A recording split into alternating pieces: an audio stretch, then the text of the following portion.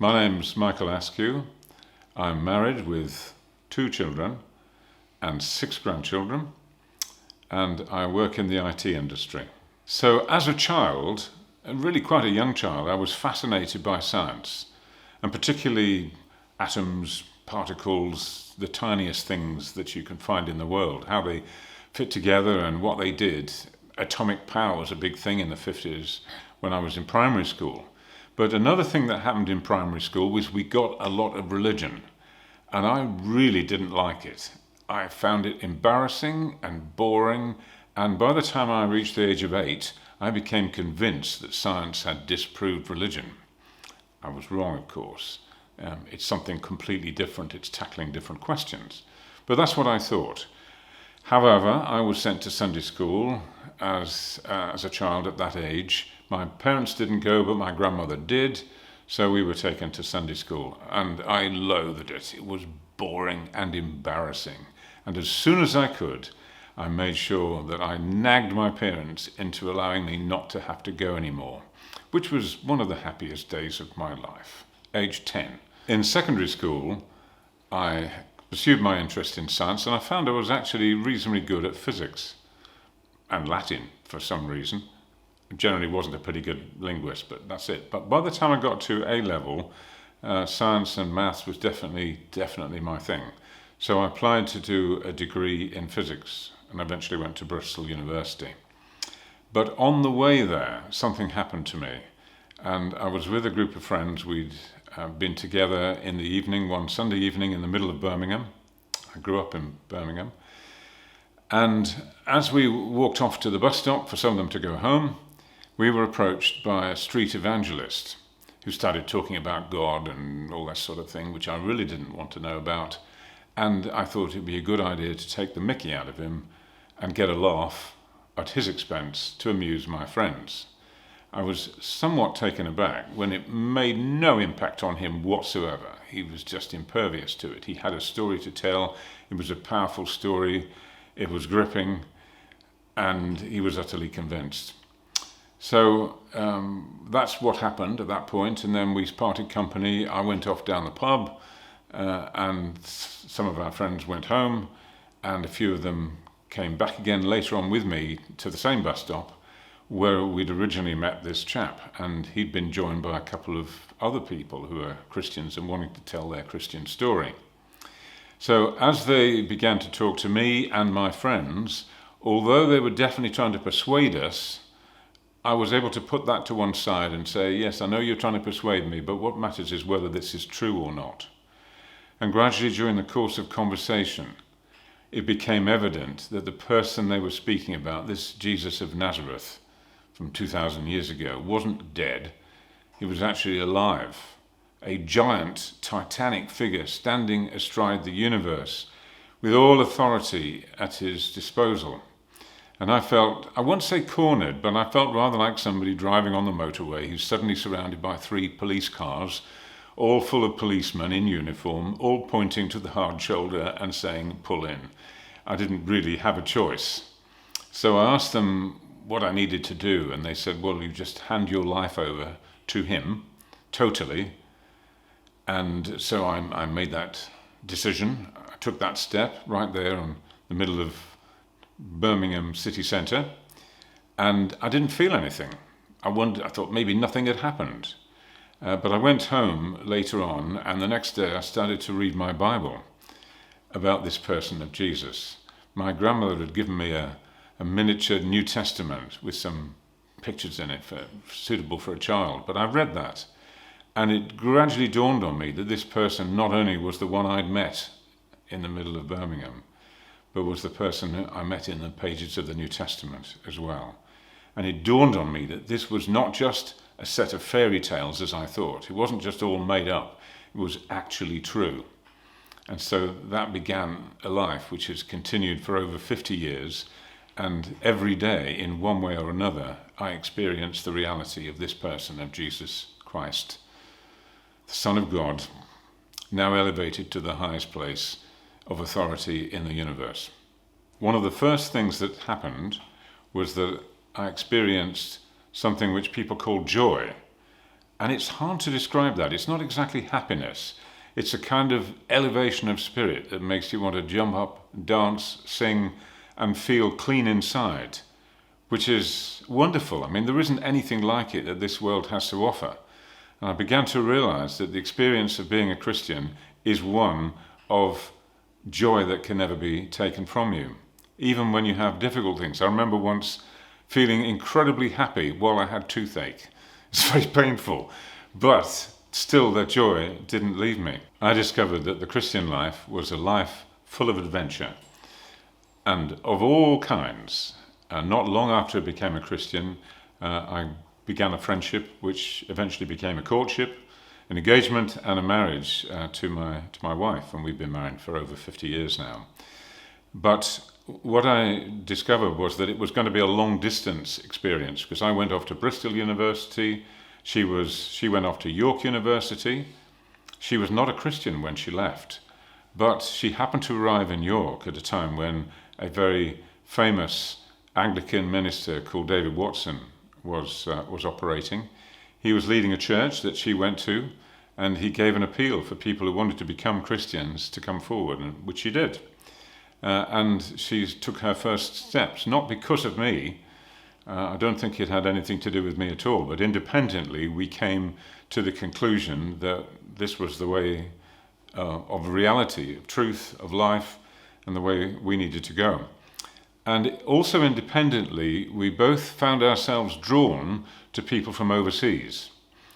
And since we've been married, we've spent much of our lives having people from abroad staying with us, or organising social events for people from abroad, and that's been a great thrill as well. So currently we're engaged with a church with people from several continents, mostly Africa, and it's been a great experience for us to do that. So that's part of the adventures that we've come through as Christians. After we got married, I got a job teaching in York, and Tricia was still studying at York University.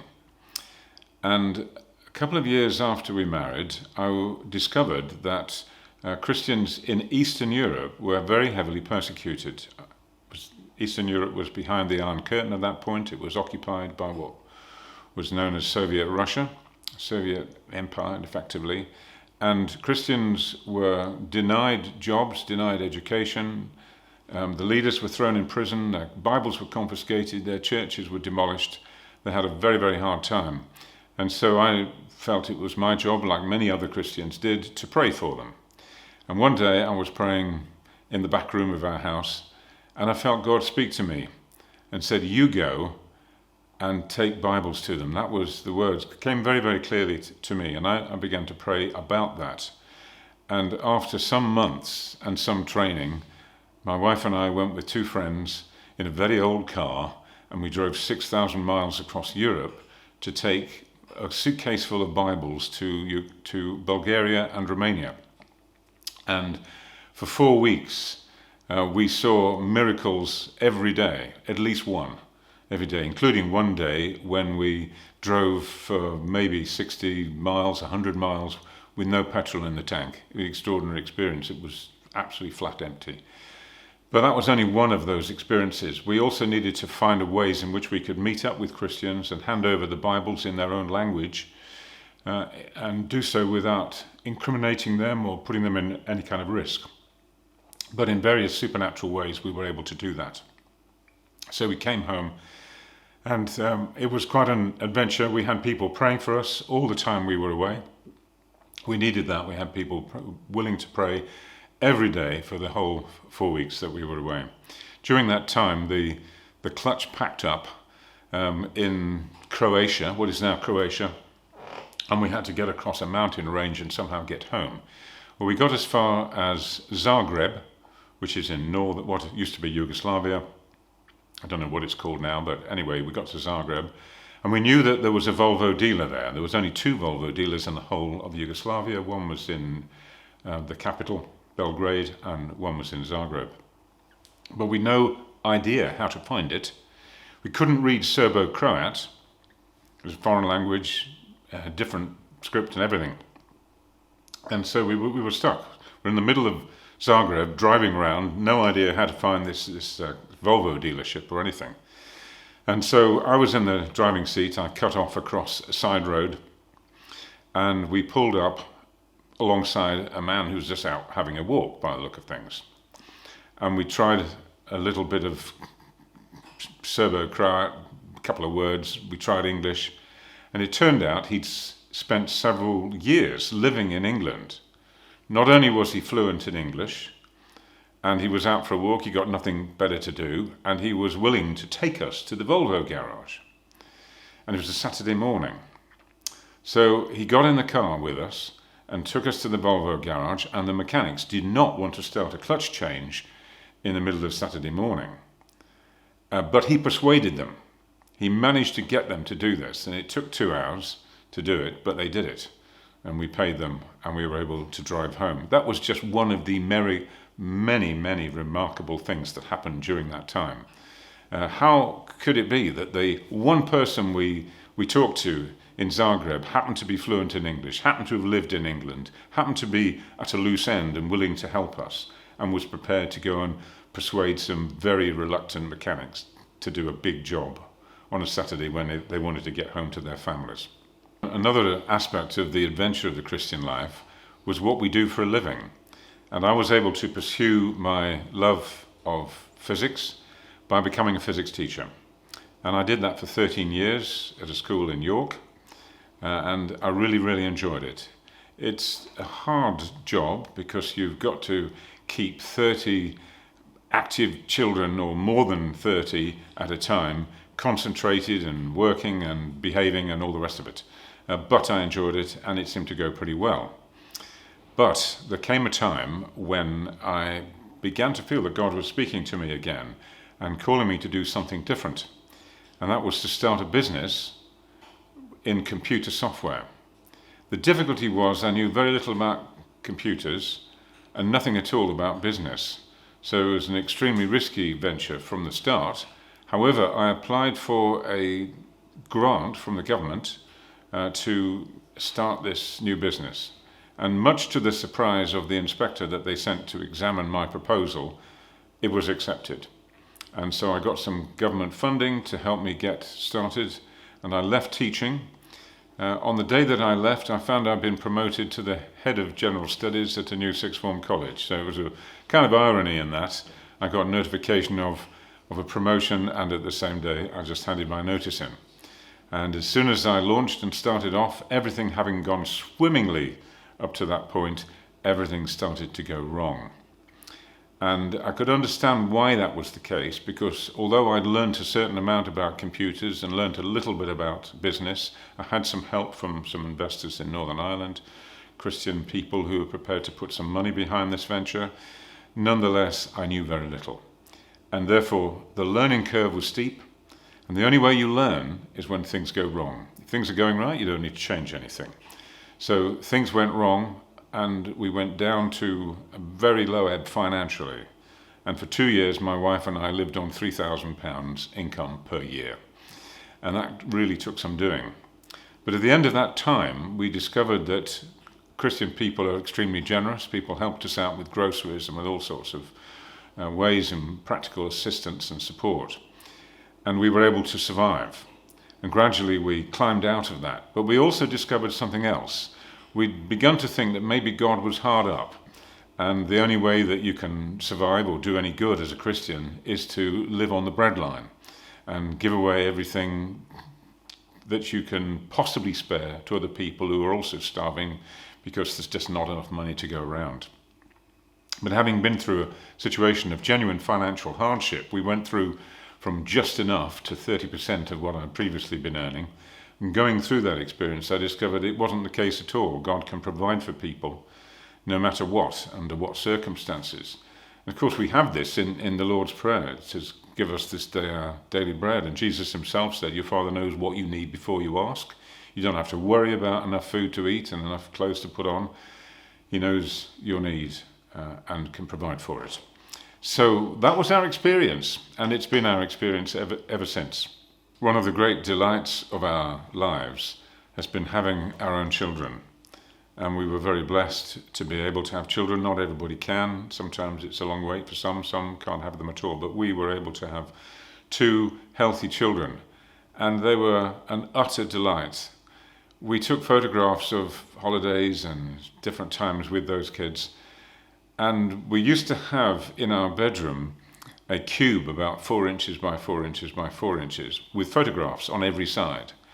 And I had to stop looking at it because in after years, when they were no longer cute little children, but they were grown-up teenagers and becoming adults, it was just too heart-rending to look at these photographs of these delightful preschool children. But they've continued to be a delight because they now have children of their own. And when we first had grandchildren, to our amazement, surprise, even shock, we discovered that the sense we had, the feeling, the relationship we had with those children was as strong as it was with our own children. So our grandchildren are very dear to us, and it's a great joy for us to be able to spend time with both families, one in the north of England, one in the south, but they're within reach, and we can go and stay with them and they with us. And this is one of the great delights and adventures, being a parent and a grandparent. Wonderful. Another great delight, of course, has been to be part of church life. It's one of the most thrilling things that we've experienced. We've seen God do amazing things with ourselves and other people. But after 50 years of marriage, it was decided by leaders in our church that maybe we had something to offer, maybe something to explain to young couples getting engaged, preparing for marriage. And so for a few years now, we have been running marriage preparation courses, just 6, 7, 8 sessions, just to give people an idea of what they will encounter, the joys, the challenges, the ways in which they can make their lives successful as a married couple as well as individuals. And of course, it's all based on Bible truth. What we found is that if you follow the wisdom, the insights, and the inspiration that's to be found in the Bible, then it really, really works. It makes every relationship in life a success, whether it's work, whether it's marriage, whether it's friendships. Everything works better when you're walking with Jesus. And I guess that's my real life story.